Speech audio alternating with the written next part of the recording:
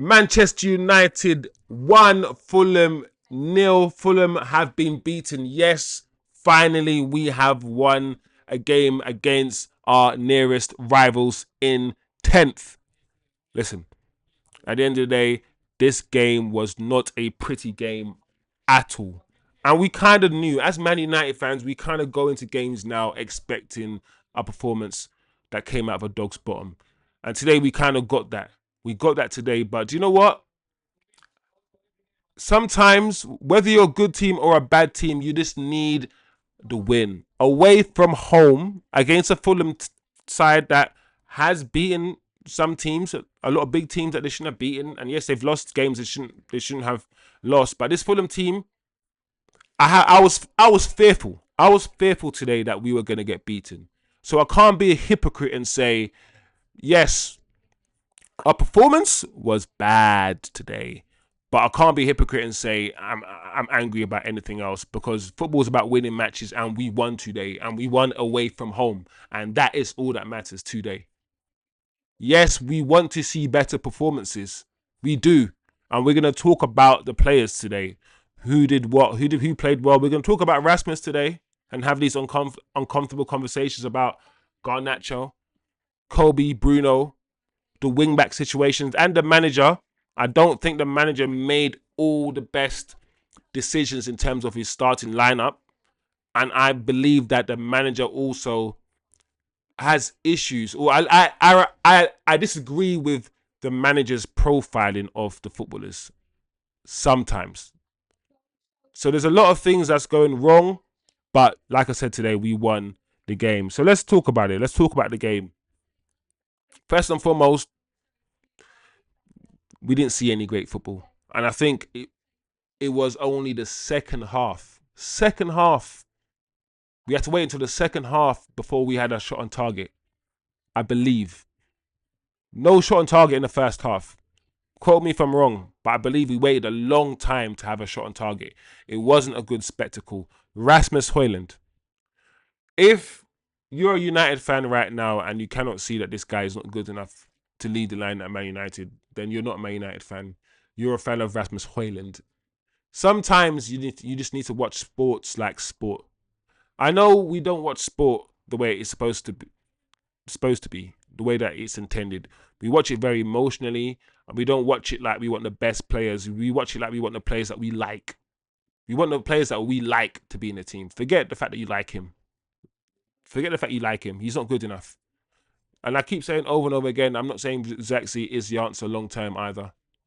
But he's better than Rasmus Hojlund, and we always play better with him.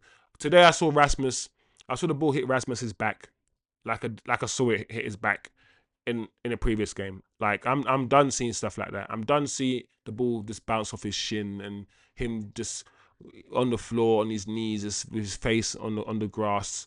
I'm done seeing him like that. He's a Man United forward. I'm done with this Rasmus. I'm done. I'm done. I'm done. So the manager just keeps showing us time and time again that these guys are not good enough, and then yet we go online and we see people trying to fight for these guys. Garnacho today, rubbish, rubbish. I don't want to hear anything about Garnacho and all these Garnacho. Oh, he's 20. He can no, no, no. Stop comparing him to other youngsters at the same age. Like, it's not all about goals and assists. If you think football is just about how many goals and assists you score, and it's not about how good you actually are at football, then you guys don't understand football. Like, don't you ever compare Garnacho, a 20-year-old Garnacho, to Cristiano Ronaldo, who was doing stepovers, not making the best defenders in the world, leading Portugal at the age of 20 to European semi-finals and whatever. Leading Man United at the age of 20, he was leading our line with gigs, and he was playing with the best players in the world against the best players in the world, doing amazing things at age 20. He's miles and miles and miles clear of Garnacho as a footballer, despite the fact that his stat might be same or Saka. All of this comparing Garnacho's stats to Saka. Shut your mouths. Stop it. Use your eyes. Look what you look. Can't you see? Forget about the goals. Look at the way he controls the ball. Look at the way he passes. Look at his attributes. Watch the way he plays football. My problem with the way that you young people, because I can only assume as young people see football is it's only output driven. It's output and that's it. If your output is high, it means you're a good footballer. And that's all that matters. That's it. There's no analysis. You guys don't actually watch the game. You guys don't actually understand how difficult it is to do certain things. So you start rating the wrong players. Garnacho's not good. He's not good. And if I'm to be specific, Garnacho is a young player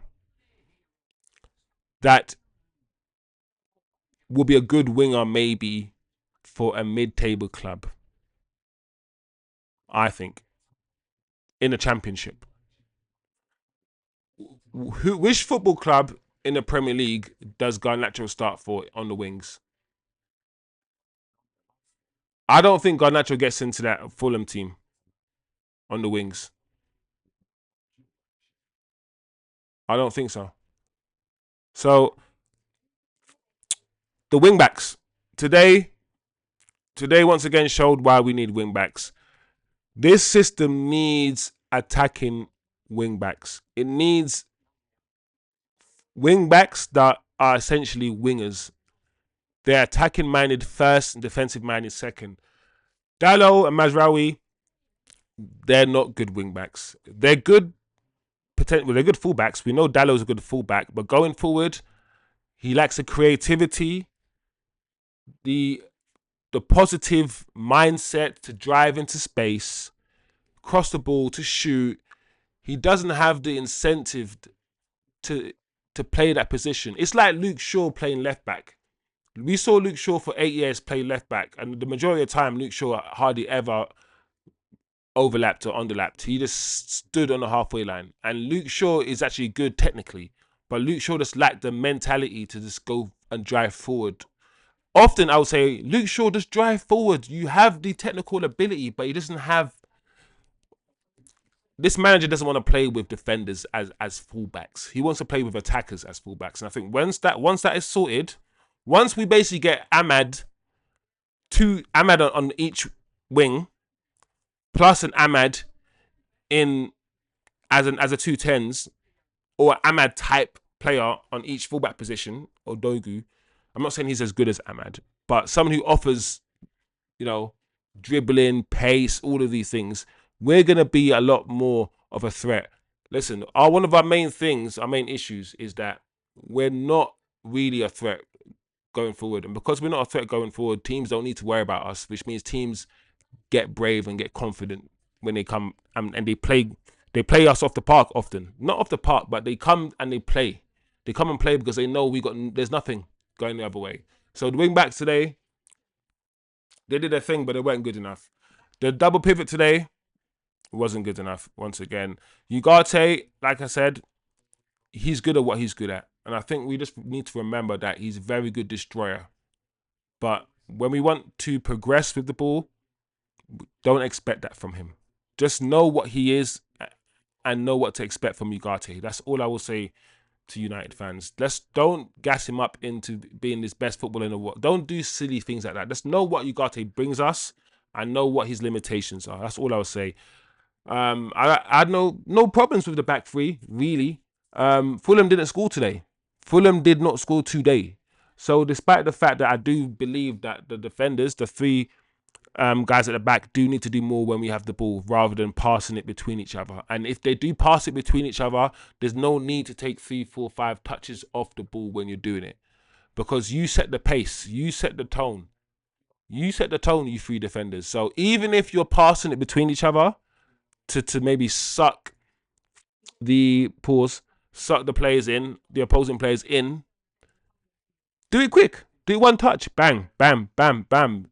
Just by doing that, just by moving the ball quickly, like what people need to understand and what footballers know, we all know, is that in order to find these spaces and to fizz the ball through the lines and to progress the football, you need to find the spaces and you need to pull players out of position.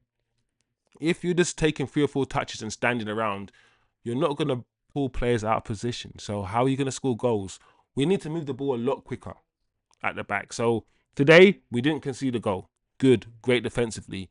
But with the ball, we need to be doing more. We need to be showing more. We need to be not so easily pressed. Now we're going to talk about the striker today.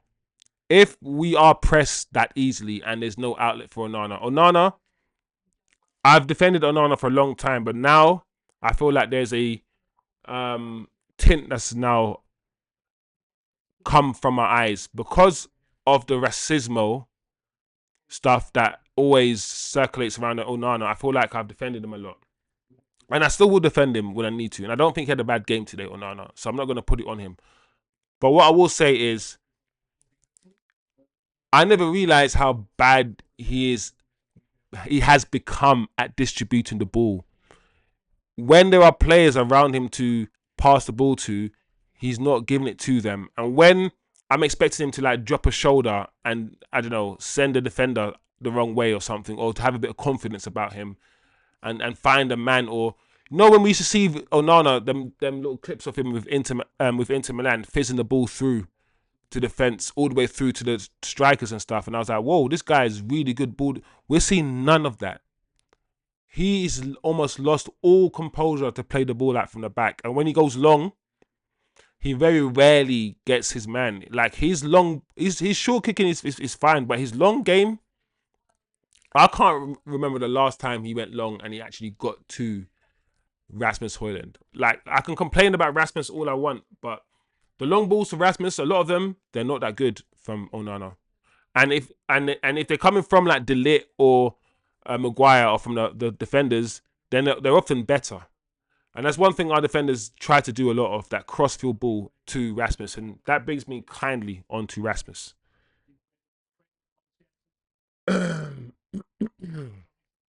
Like I said about Rasmus, and let me just keep it short actually.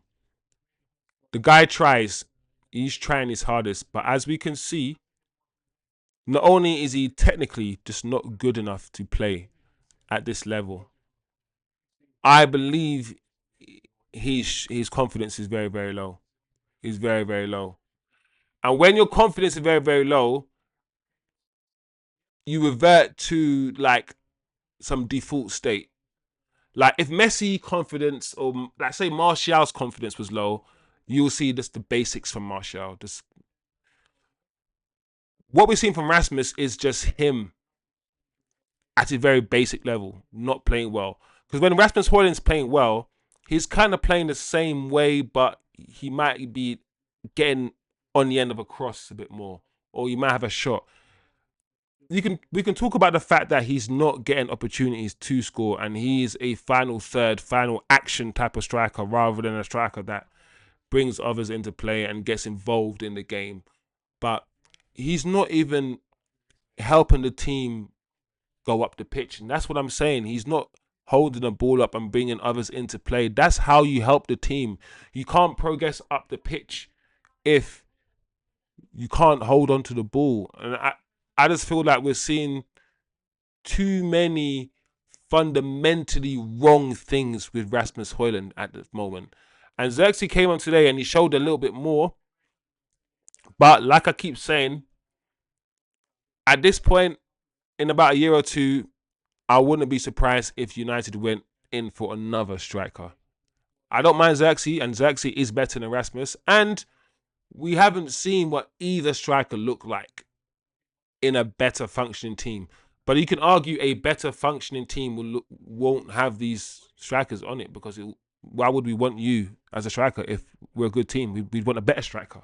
So you can argue you shouldn't get the opportunity to in Rasmus's case, maybe because he's been there for a year and a half, maybe not for Zirkzee. I don't know. You can argue that. I don't know. I'm just putting it out there.